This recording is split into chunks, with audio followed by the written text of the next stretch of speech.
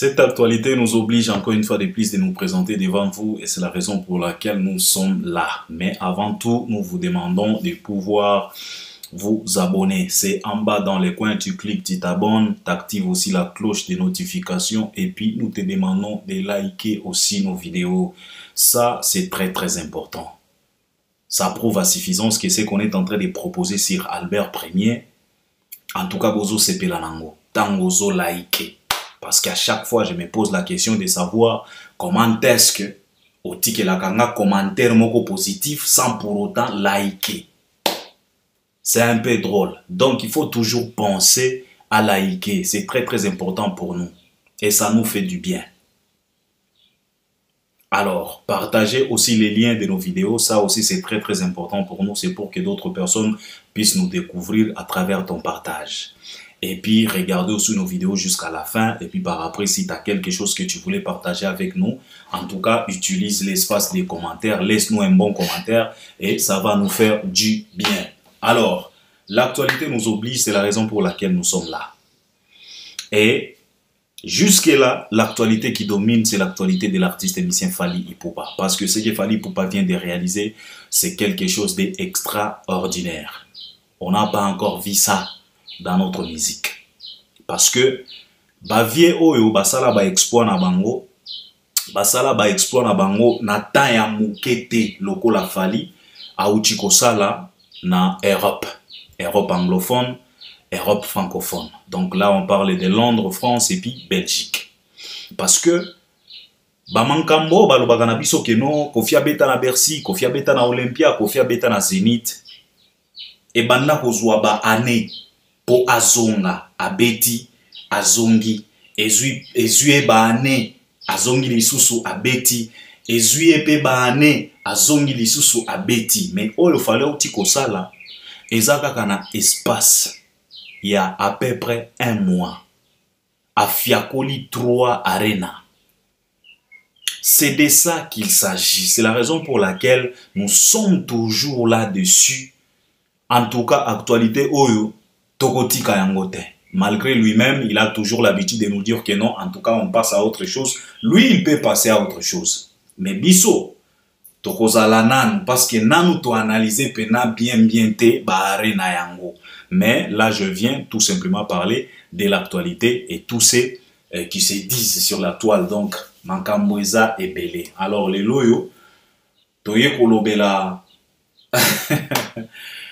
et ça n'a pas sujet où va proposer biso, to lobela, to développer, to pesape ba vina biso, to exposer pe ba réflexion na biso parce que ba to ebele ba sepelaka na ba réflexion na biso. Ndeko moko alobi na nga alobi Albert non, il faut intervenir na sortie médiatique ya ndeko na biso soki mura musese soki mura ramusese oyo alobaki que tout ce que Fally est en train de réaliser aujourd'hui que l'artiste émissien Ferego là lui aussi peut le faire. Mais le problème de l'artiste émissien Ferego là c'est comme si à Bangaka selon Bango parce que Tisikoyo, bango bazo continuer kaka ko forcer rivalité oyo ba trésor congolo ba forçaye pendant des années jusqu'à ce que trésor congolo e moko aye kolemba atiki ake politique. Mais bango bazo continuer kaka na kolota bandoto na bango bababa. Omoni baba alotaka toujours ki azoloba na ndoto. Mais tango tokozonga na réalité akozongela kaka ki baba na ye. Alors bato ebele a faire baza toujours na kati ya bandoto. Alors ndeko moko alobi na nga ki Albert il faut intervenir, il faut qu'on développer, qu'on décortiquer, qu'on analyser likambo wana. Est-ce que ba propos wana c'est vrai Ferego là est capable de réaliser tout ce que Fally est en train de réaliser aujourd'hui? Est-ce que c'est vrai? Est-ce que le mec a raison? Nako décortiquer. Tokolobela pe arrivé à Fally Ipupa na Abidjan parce que aujourd'hui nous sommes le 22 décembre. Fally akobeta lobby le 23 na le 24. Moko na Sofitel, mosusu na Hotel Ivoire.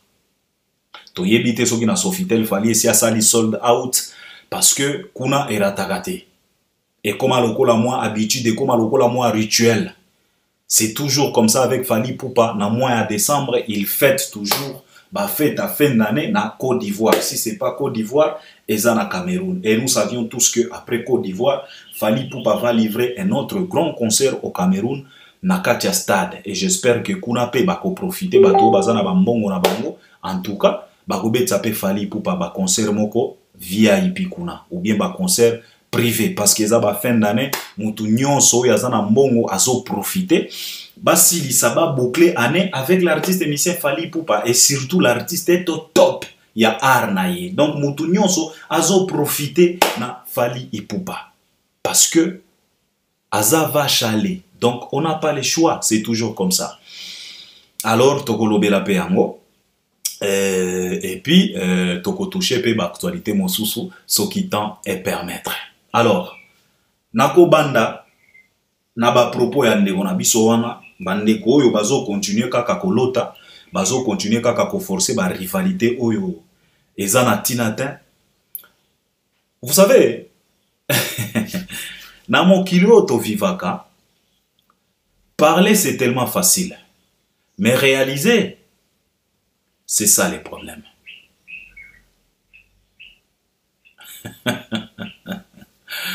Vous savez, même Jésus, Emmanuel, Dieu parmi nous ou bien Dieu avec nous, Dieu, Jésus-Christ. Jésus ne faisait pas que parler. Non. Le parole de Jésus se faisait accompagner par des actes. Pour que nous puissions voir que cet homme, il est tellement puissant. Jésus ne s'arrêtait pas tout simplement à parler, à déclarer, à faire des révélations. Non. Oh, moi je suis capable de bâtir cette église. Je peux détruire en 3 jours. Et puis après 3 jours, je suis capable de bâtir. Oh, moi je peux marcher sur l'eau. Oh, moi je peux... Jésus parlait. Et après avoir parlé, il faisait des choses. Donc le parole de Jésus se faisait accompagner par les actes. Alors, koleka na ba plateau koloba loba bilobela, toza nango na tina te pour le moment. Si tu trouves que l'artiste que tu es en train de soutenir, parce que vous croyez tellement intelligent, netika master wana soki kawera ramusese wana. Omoninga na lobaka na Congo wana, eza na tuba batu mususu bo pesaka pena na yebaka te. Omona kamutu moko boy ba pesa pena valo mona pena ba congolais oyo mboka la République démocratique du Congo, la République comme la nôtre. Malgré pauvreté, malgré désordre, malgré babiloko nyonso oyo et marchaka bien te avec plus de 80 millions d'habitants. Bofandi bomonike kandeko wana soki muramusesi nde kamutu oyo kakoki kotenir ba plopo moko boye. Pardon. Na Congo, toye kolaka pe kopet. Toye kolaka pe ndenge nini tokoki kopesa batu. Donc moni mutu kamutu moko boye kamisala lokola kaza tellement important na société. Kaba bilobela mwanza. Banda bo banda koloba. Banda bo banda komila kisa lokola bozalaka tellement intelligent. Mais jamais tout le monde ba artiste na bino batali basali ata eloko moko boye oyo ba congolais nyonso ba kofanda balobi en tout cas Ferregola sali likambo. Jamais de la vie. Na stade ya martyr, malgré effervescence a Fally, malgré moto a Fally, après avoir Fally ko beta stade. Et sengaki kaka ba sacrifice. Mutoki ya makila.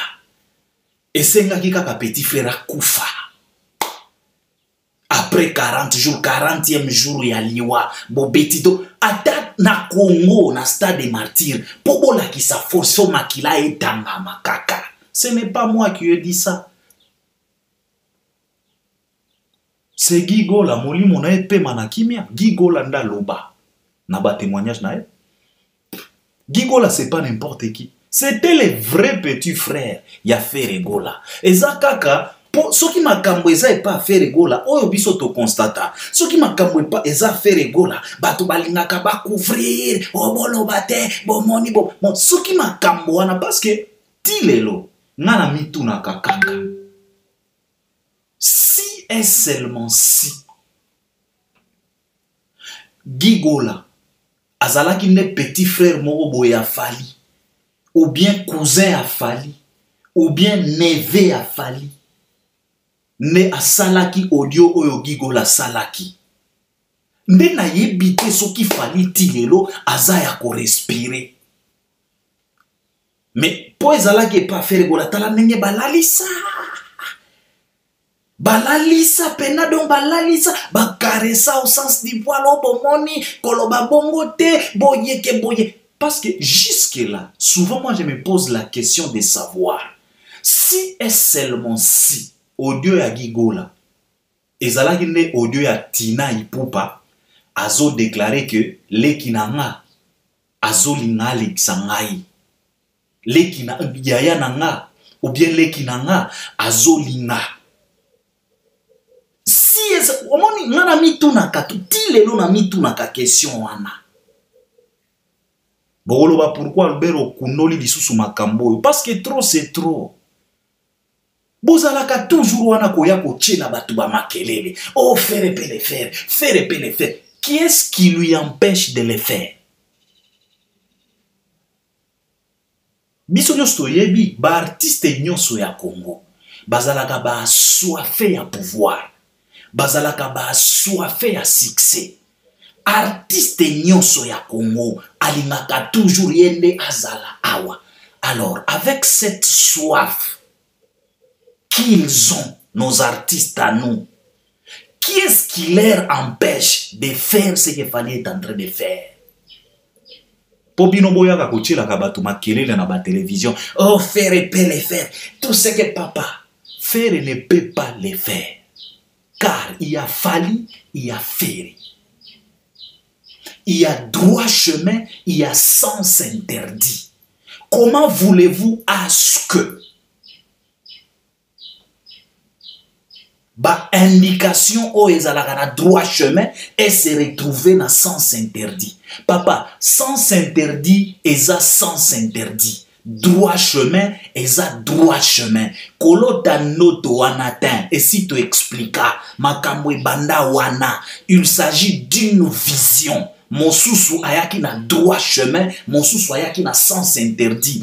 Alors au grand jamais, celui-là qui se trouve na katia sens interdit, asala makambo lokola mutu oyo azalaka na droit chemin. Impossible. Soki bo comprenaka te. Eza makambo ya kolamuka kolokota kobuaka te. Ça peut être aussi spirituel. Ce qui vous comprenez, il s'agit de droit chemin, il s'agit de sens interdit. Ça n'a rien à voir, papa. Mokwazo kende boye mosusu azo zonga boye. Obi pancarte à sens interdit ndenge ezalaka. Pancarte à sens interdit. Obi ndenge ezalaka. Rouge moko boye et puis ligne moko kati kati. Donc vous savez, il faut arrêter. Koche la kabatuba makelele. Tuba batu lokola tuba era wana soki emora soki ndenge nini tuba batu mokobo banda bo banda koloba. Banda bo banda koloba, banda bo banda koloba. Biso tozelaka totala maye manso possible loba. Biso tozelaka kaka totala fruit oyo ekobima na ba effort na ba énergie oyo bo perdaka bozo soutenir ba artiste wana tozela kaka keno artiste ngo asali likambo moko boye ba congolais nyonso ba beteli maboko biso pe tofandi tolobi en tout cas bandeko wana basali pena musala depuis que bandeko wana babanda kolobela artiste oyo tala fruit oyo tomona yango te. Banda bo banda tile loyo na 2023 ezaka ba échec na ba échec ba désordre na ba désordre tile lo me bolobaka kaka o fere pe akoki kosala nini papa botika bilobela Il est temps de faire. Ce n'est plus le temps de bavarder, parler, boigueter. Je te dis ici, même Jésus, avec force nyonso yazalaki nango, il est considéré comme le Dieu. Dieu lui-même avait déclaré devant tout le monde, celui-là c'est mon fils bien-aimé. Kolombe uta na likolo ekita, Jean-Baptiste Mona. Malgré tout ça, Jésus ne faisait pas que parler. Il ne faisait pas que parler. Le parole de Jésus se faisait accompagner par les actes. Alobi, je suis capable, et puis à salipe makambo, à zui boubou, soki ba poto, à pakoli na elongi na miso ya aveugle alobi, keno se laver, aveugle la keko se laver, tangwa se laver, à moni batuni, et kendenge ni po moni, alobi ke, en tout cas, o bokoloba, je m'en fous. O yonga na yebi, nazalaki aveugle lobi, ndekwa na bikisinga. Ça c'est Jésus.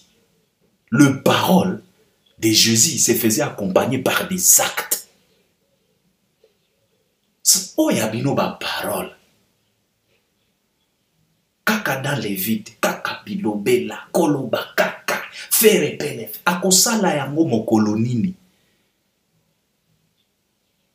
Le mec, il se prépare pour toucher les cinquantaines, demi-siècle. Parce que à chaque fois, nana mona kabatu, na bande kwebele, o balobela kaba artiste, balobela kaba fere, ba héritier, banani. Tango bazoloba oko kanisa bazolobela garçon moko ya 15 ans. Oko kanisa bazolobela artiste moko boya 25 ans. Oko kanisa bazolobela ndeko moko boye ya 17 ans. Papa, vous parlez d'un monsieur de plus de 46 ans. C'est de ça qu'il s'agit. Il ne s'agit pas d'un inosbi. Même héritier Watanabe azana ba quarantaine. Ce n'est plus un petit enfant. Fallait pour passer les petits frères de Ferrego là en âge. Même en carrière, mais Fali, il est en train de réaliser. Azana âge à faire, mais tant mobino bolé kaka, faire pele faire, héritier pele faire. On dirait, héritier na faire, bazaba jeune moko boya ba 25 ans. Bazana damolaï, papa, tant ezate. Le monde passe tellement vite que bozana idété. Lobi awa. Bisogno César qui kaka. Paris la défense arena, Paris la défense arena. Mais aujourd'hui, c'est déjà le passé. Lobi awa ne babimisa qui affiche. Ya Paris la défense arena. Lobi awa. La billetterie, lobi awa. Mais au moment où je vous parle, c'est déjà le passé. Ça prouve à suffisance que le temps passe vite. Et le temps passé ne revient plus. On nous a toujours chanté ça. Mais tant que beta on dirait bozo beta lisolo ya garçon moko ya 17 ans que azana non attend. Il n'y a pas le temps pour faire égola. Azo atteindre ba cinquantaine.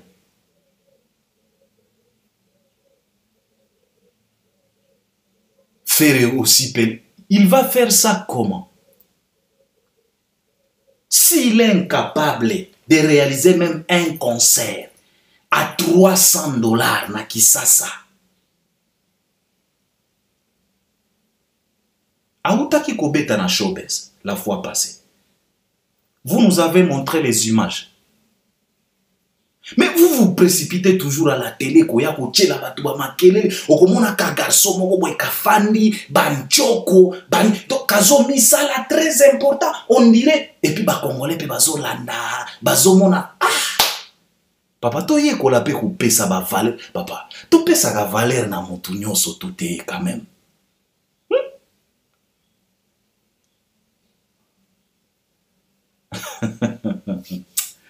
Vous savez, tango ba ndeko mibali oyo babandaki ba carrière na bango, quand ils ont démarré leur carrière, on était là. Eza makambo ya avant Jésus-Christ était, eza makambo ya après Jésus-Christ. 2000 ans après Jésus-Christ. Lobi awa, quand ils ont démarré leur carrière. Je pense que dans la République démocratique du Congo, beaucoup de monde ont donné la chance à Ferregola que à Fally Ipupa. Parce que Ferregola venait de Wenge. Wenge était tellement populaire. Ba Congolais belé bazala qui n'a confiance et pas à Ferre et non pas à Fally. Mais tilelo na nous faire ça la tali kambo moko boye oyo na lobina bino awa même stade de martyr esengaki makila ngate mutu na lobi yango gigola a témoigna biso nyos toyebi ba orli gola baloba tilelo ba conflit familial ezakaka. Ce n'est pas moi qui ai dit ça, c'est gigola biso nyos toyoka audio audio wana ebima gigola zalaki nanu ya ko respirer ti aye kokufa. On croyait que c'est de la blague. Mais quand Gigola parlait de ça, il était encore vivant. Il respirait. Ti aye kokufa, ce n'est pas moi. Et c'est ngaki makila potomona oyo tomonaki. Oyo na artiste ye moko na podium azo kamwa. Tomona ka ba photo. Faire telemi penabo ya zo kamwa. Donc abanda kokanisa te donc ezalokola voilà.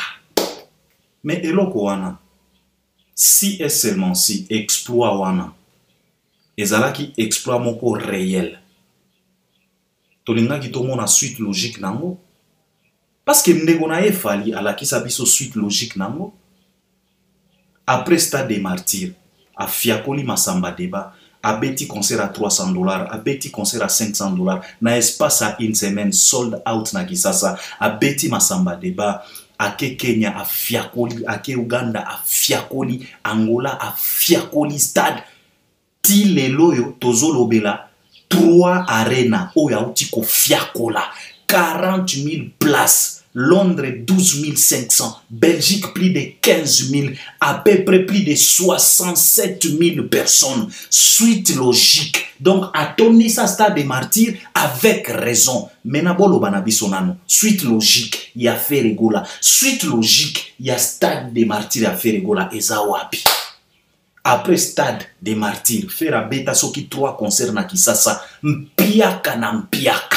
Tozala kiawa ake masamba deba yeso ki na roga roga mpiaka na mpiaka tozala kiawa ye wana ake Côte d'Ivoire biso nyos toyebi makambo elekaki kuna ake Kenya Mbilia Bela atalisie réalité ya muziki mama Mbilia atalisie réalité ya muziki na Kenya azongi kuna États-Unis touti komona ti aboyi komata na stage a exposé bana batu atie ba ilunga na danger bakomi ko prester batu wana baza bien na bamboka mosusu nde ba bambi ilunga omoni ilunga balingaki ba longola bafre wana ba bambi ilunga na mutu lobi kuna toyoka oya ilusa kufi siko suite logique eza wapi parce que boyaki awa bolobaki na biso kino fera la moki fera zongi retour fracassante, retour mogo boy. Le loto za wapi. Suite logique za wapi. Si et seulement si, et logo yo fait la salagi na stade de martyr. Ce qui est zalagi pena réel. Toninga ki total la suite logique. Parce que Nathalie Sibino awa suite logique ya ndeko na ye. Le loko douté na stade de martyr a Fally uti ko tondisa 40 000 na France. Yo ko douté na stade de martyr na ndengeni. Mais soki mutu azo sala mpiaka na salle de fête ti aboyi ko mata suite logique eza wapi. Po bino boyaka toujours ko fatiguer batu. Oh, faire peut faire papa, peut faire quoi? Il peut faire quoi? Oh makamonyo so fala zo sala faire akoki ko sala neti nini. Koyemba kutu kokoso. Koteka miziki kutu kokoso. Ba exploit na kosala. Kosala kutu banzembo ya succès kokoso. Plus de 41 chansons. Ata chibu moko ezate. Hit moko ezate. Nzembo yo nzembo. Azoko kate. Ba exploit na kosala. Ko structurer makambo nda kokoka. Poboya kokosa bato fera mi bangaka parce que na yo kaka likambo wana trop. Ko fera mi bangaka, fera bangaka, fera bangaka. Bomona ki na premier soin. Mobile lolenge wana za mobile wa kobanga. Mobile kobanga lobaka ndenge wana. Bomona ki ete na premier soin. Fere si ala kisa biso. Nature na ye. Fere aza lokola batu oyo baloba na Bible. Un lion alati poso ya meme ou bien poso ya ntaba, poso ya mouton, nde lokola ba fere. Na apparence boyazo lingabi malokola ntaba, meme, lokola mouton. Nzoka nde na kati lion koi. Tomona ki na premier soin. O fera mi banga. Tango banda ko finga fali ko se moke na fali pona ba fitin ko se moke na fali pona ko yemba ba français abanda ko mi banga tin pona ba exploit na mi banga ka offert se réserve trop. Quelle réserve? Mutu a réserve azalaka lokola fere. Si et seulement si le mec pouvait se réserver, ndalinga ki azwa ba risque était o yazwa ka ko kende ko beta na ba salle de fête parce que mutu o yazalaka na confiance na yete bia ko banga azwaka pe ba risque te mais wana eza ba risque ko kende ko exposer bana batu lolenge wana na États-Unis boke bongo na ba moko biso to fanda ba panzi ba bafli ba panzi mitu parce que koko sakana na batu te batu balamukaka ba 5h ba 4h ba 3h bake ba boulot ko luka ba kayu na bango tango azui 50 balles na ye aye a fouti concert ozo fouti se na porte tout le monde a kiaot. Ezaka ba jo mosusu bayaki balobi ono en tout cas botika parce que bande ko misusu ba silika ki akosakana te balobi te botika il faut arrêter au monde azande ko na biso tout ça mutu ya bangaka akoki kozwa ba risque wana o boningaka toujours ko ya ko faire comprendre bato wa o faire ni bangaka faire boye faire ne peut pas faire ce que Fally est en train de faire. Arrêtez de mentir les gens. Arrêtez de rêver. Ce plus le temps de rêver, c'est le temps de réaliser. Car le temps passe trop vite. Fally ewana azo sala makambo ndire ake kufa. Lobi na zayi osolo na ndeko moko lobi na Albert. En tout cas ngana zo banga Fally parce que makambo fala ko mi ko sala ondire ndeko alingia tika biso parce que ba artiste na mokili toki otali soki balingi ba kufa basalaka ba makambo moko boya extraordinaire. Malobi na été fala lingia kufa te. Il a préparé tout ça. Eza ba au hasard te. Eza makambo a forcing te. Il a préparé. Bobo sanagate ke Fally atambolaka na droit chemin. Albert Premier na rappelaka bino toujours. So que l'union comprendre makambo mao le kaleloyo que nous revisiter que nous révisionner clip à droit chemin. Ezana ba message oyo Fally apesa kuna yango tozo vivre lelo. Aya loba na biso que toza na code à déverrouillage. Kaka na clip à droit chemin wana fala longola chapeau na ye atia na se ba chapeau misusu ya pembe elanda na sima à la queue lele. Wana ezaki message yango tozo tala lelo. Donc ce n'est pas les au hasard, c'est bien préparé. Alors quelqu'un qui a préparé chemin na elo lenge wana, kokanisa teke mutu oyo atonga carrière na na ba désordre, na ba lukuta, na ba bassège, na ba mensonge, na ba stress, na koboya makambo, peut faire facilement ce que Fally est en train de faire. Poto bandeko na biso wana koleka na ba télévision oh tout ce que Fally est en train de faire aujourd'hui faire et le faire boko kotika la kaka na pele faire boko sala kango mokoloni musala ele kamaloba ebele esi ba yembela biso jibe mpia na mukulu wa bankulu aloba na biso ke loba sala rien.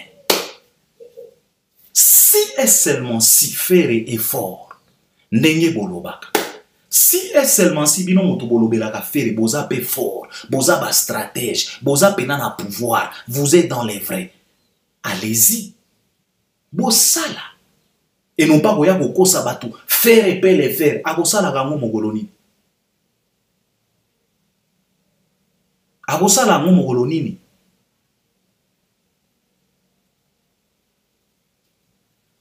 Il faut nous arrêter ça.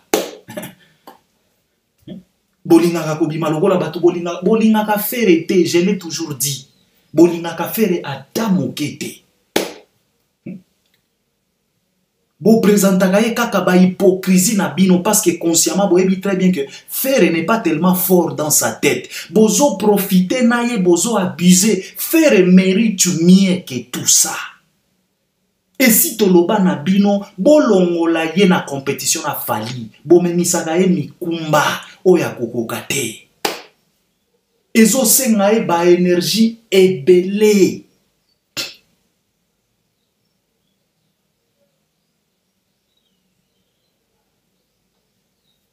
Eza lokola bozui mwana moko boye ya 6e primaire, bomemisi ye fi ya mazutu.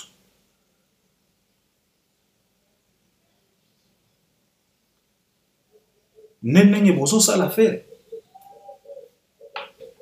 Mwana moko boye atangaka na 5e primaire, bozui fi ya pétrole, fi ya mazout, boche na moto na ye. Akokoka. Akozwa déformation physique, kingwe kokota na kati ya nzoto. Ekosenga ba intervention, ekosenga ba chirurgie esthétique. Yango bozo sala na faire. Koya koloba di n'importe quoi à la télé. Faire et peut le faire. Faire et peut le faire. Tout ce qu'il fallait être en train de faire. Alors, qu'est-ce qui lui empêche de faire? Nana lingaka lokumu te na ba misien na biso. Nana lingaka pouvoir te na ba misien na biso. Nana lingaka ki numéro 1 te na ba misien na biso. Qu'est-ce qui lui empêche de faire? Qu'on nous arrête ça. Bozo ede yete. Boko edaka ye pété. Donc c'était ça ma réflexion. Nalobi na bino que même Jésus, Nzambe ya lola, les gens pouvaient tout simplement croire à ses paroles.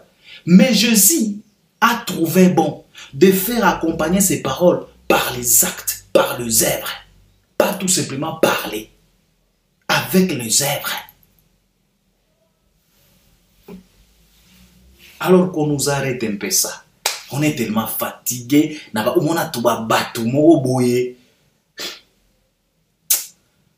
Ça c'était fait. Fallait pour pas dire la merveille après avoir cogné trop arena. Fallait pour pas en Côte d'Ivoire. Tout chikomona accueil. Bayambi est très bien. Et en entendant, fallait à Outaki peut gagner titre Moroboy. Titre Moroboy a gagné qui peut trophée. Et bakisami les sous na ba trophée oyo a Outiko gagné. Alors batu babeti lisolo na mingi mingi te parce que actualité à ba arena oyo eza tellement matata, ya tellement makasi avec raison. Mais fala gagner qui peut trophée mosusu. Alors fala za la Côte d'Ivoire akobeta concert lobby na Sofitel. Salo yo fala totola yango plusieurs fois to moni pe ba artiste na ba danseuse na ba chanteur na ba musicien ou ba accompagner ka Fally Ipupa na équipe nae baza déjà na Côte d'Ivoire. Donc ba ivoirien ba ko savourer Fally Ipupa comme d'habitude et puis fala ko beta pe concert populaire na Hôtel Ivoire. Kuna eza ba 10 000 na ba 20 000 na ba 50 000 ba VIP. Donc c'est toujours comme ça avec cet artiste. Et après, Fally Ipupa va se rendre au Cameroun à Kokende Betakuna na Katia Stade. C'est de ça qu'il s'agit. Après Cameroun, Fally Bazo Zelayepe na Sénégal. Et puis Badat Misusu, Fally Akoya ko révéler en haut Batu. Et c'est par là, je voulais profiter d'interpeller les warriors. Ko interpeller bino pourquoi? Ko interpeller bino pona Hollande na Allemagne. Boyebi très bien que si Fally Ipupa annonce quelque chose, donc c'est dit vrai, ce n'est pas dit fake. Parce que aza artiste oya ba sentiment te. Azalaka artiste oya bi annonça te. Azalaka artiste oya bi posta te. S'il annonce quelque chose, donc cela veut dire que eloko wana ils ont travaillé, ils ont discuté. Donc, ils ont discuté, ils ont travaillé dessus pour pouvoir annoncer. Alors eloko oyo tozo senga na ba warrior ya Allemagne, ba warrior ya Hollande, c'est tout simplement bino moko botala fierté oyo boza nango lelo. Soki eza na fanatique oyo aozala dorloté par les œuvres de son artiste, par les accomplissements, par les concrétisations et artistes naye, eza bino ba warrior. Ongana lobaka, Fally ne vous a jamais déçu. Il se surpasse toujours pour na ko satisfaire bino, pour na ko pesa bino ba argument tango bozo discuter. Alors to sengi na bino, to yebi très bien conjoncture moi kokoso, tozo kende na ba feti, il faut ko bomba po to fete malamu, et puis biso nyos to yebi très bien ba crise ezalaka après ba feti ba janvier ba mars kuna ezalaka moi problème. Mais je pense que Fally auti ko annoncer yango nanu babimisi ba date te. Alors tozo senga na ba warrior ya Allemagne, ba warrior ya Belgique, ba warrior ya Londres, ba warrior ya Hollande, ba warrior ya France, ba warrior ya bamboka nyonso oyo eza na Europe kuna, bo banda ko épargner. Bo banda ko épargner moi muke tia pembeni. Même si okozwa empêchement, même si ça peut paraître tellement compliqué, impossible pour toi de pouvoir te déplacer, ce n'est pas grave. Okoki kosomba quelques 2-3 billets pour na bandeko na yo warrior oyo baza na Hollande, oyo baza na Allemagne. Parce que tolingi te na ba série oyo ba arena, moi koko somoko boye e ya kokota na kati ya ba série wana. Tolingi que ba série oyo ba arena et kende bien, et si la paix bien, sans kokoso, sans tache à noir. Donc, so katondi sa ki Paris, atondi si Londres, atondi si Belgique. Donc, vouloir ou pas, il faut atondi sa Allemagne, atondi sa paix Hollande. Yango tozo senga na ba warrior, il est encore temps pour vous de pouvoir épargner quelques euros. Parce que nanu ba publier date te, nanu ba fungoli billetterie. Donc vous avez quand même la possibilité de travailler et puis épargner quelques euros. Et puis bino boza na France, boza na bamboka misusu, bokozala peut-être na du mal ya ko se déplacer pour na kokende kokota ba concert wana, c'est possible de pouvoir offrir quelques billets à vos Naba warrior, ba membre ya famille, parce que lui-même l'artiste nous a dit que non, c'est la famille. It's about family now. Warriors family. Donc, tu peux offrir quelques billets pour te membres, ba membre ya famille na yo, oyo baza na Hollande, oyo baza na Allemagne. Vous pouvez tout simplement vous organiser. Ou bien so kozana moto oyo afandaka na Allemagne, afandaka na Hollande, boyebani, otuniye, est-ce que ozana billet, so kaza warrior, alobi na ozana billet te, sombela e billet pour qu'il puisse ou bien qu'elle puisse être présent ou présente na jour J à concert, pour que ba série ya ba arena ezala carton total. Et kosala pena kitoko makasi. Eza kaka ba idée, eza kaka ba proposition. Et je pense que eza ba proposition a bien pour le bien de votre artiste. Parce que moi je pense que na oyo nyonso fallait outi ko sala pona bino. En tout cas wana nde cadeau oyo bokoki ko pesa ye. Ko consommer ba œuvre na ye et puis kozala présent na ba concert na ye.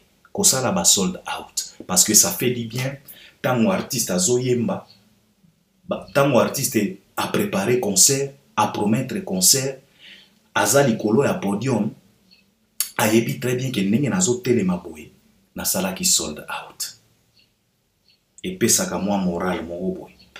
Et je pense que bomona ki moral oyo fallait azalaki nango na Paris la Défense Arena, na Ovo Wembley, même na ING Arena.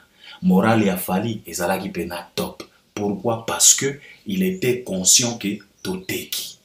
Et tango ateki, c'est que cela veut dire quelque chose, écoutez. Et ce qui quelque chose est côté, c'est que bato nyonso ba accompagner kaye, ba ko se retrouver. Et tango ba ko se retrouver, ba famille na bango pe et ko se retrouver. Et la vie continue. Et tango ba ko se retrouver, yo arioro pe o ko se retrouver. Tu seras fier de ton artiste. Okozala na ba argument ya ko avancer. Au cas où un sous-développé moko boye alingia ya ko embrouiller yo. Malgré que tozo pekisa bino, biloko wana ba discussion ya pambala, il faut éviter tout ça. Tina nango ezate. Mais au cas où tu es appelé à démontrer la force de ton artiste, okozala na ba argument. Alors ba exploit o fala zo sala, ezape ba argument na yo. Ezape ba munition na yo. Parce que quand oko se retrouver na bisika moko boye oyo bazo senga ezo senga ko défendre artiste na yo, oko zwa kaka ba exploit oyo bosali nde oko présenter devant bato et oko zwa raison. Donc c'est de ça qu'il s'agit. En moi conseil oyo tolinga ki to pesa ba warrior.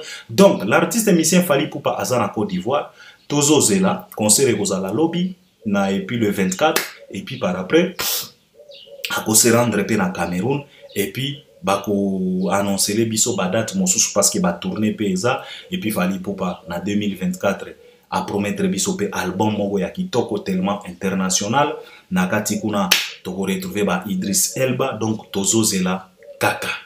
Je pense que je dois m'arrêter par là. Ya mwana ba sujet oyo na linga kina développer parce que tant et que en tout cas nako tika na stopper awa tokozonga poto ya kosala peut-être deuxième partie parce que ba sujet eza tellement ebelé à kolobela. Mais je voulais d'abord recadrer likambo wana ya koya koloba na batu keno Ferré aza capable ya ko papa botika bilobela.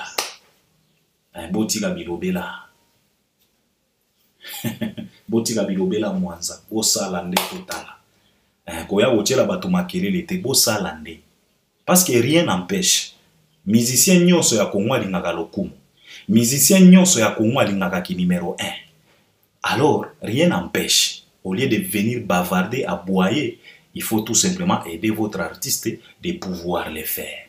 Simple que ça. Parce que mon inganaye, azolo ba ebelete, ye azo sala. C'est de ça qu'il s'agit. On est ensemble à la prochaine. Merci beaucoup.